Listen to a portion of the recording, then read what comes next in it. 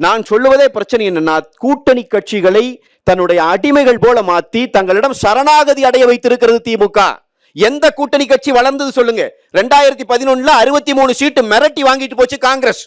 63 சீட்டு வாங்கிட்டு போன காங்கிரஸ், திமுகவின் நண்பர்களும் சரி, கூட்டணி கட்சியில் இருக்கிறவங்களும் சரி, திமுகவோடு கூட்டணிக்கு போனா கட்சியெல்லாம் வளருமா, பிஜேபியோடு கூட்டணிக்கு போனா கட்சியெல்லாம் தேஞ்சு அழிஞ்சு போயிருமா? இவங்க சொல்ற கதை. திமுக கூட கூட்டணிக்கு போச்சு 2011 காங்கிரஸ், 63 சீட்டு வளர்ந்துருச்சு அந்த கட்சி. வளர்ந்த கட்சிக்கு அடுத்த தேர்தல் 70 சீட்டுல கொடுக்கணும். ஏன் 25 கொடுக்குறீங்க இந்த தடவை? அதுவும் இல்லைங்கிறீங்க. அதுவும் ஏதோ இந்த இப்ப துண்டுகள் தெரிகிறது பார்த்தீங்களா?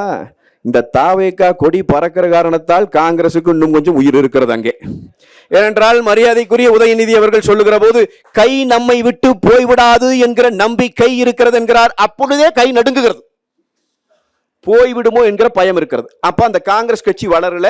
தொடர்ந்து திமுக கூட சேர்ந்து இருக்கிற காங்கிரஸ் 11 இருக்கிறாங்க. இன்னைக்கு 14 தேர்தல் தோத்து, 19 தோத்து, 24 தேர்தலும் தோத்து, 3 தடவை போச்சு. காங்கிரஸ் முடிஞ்சது.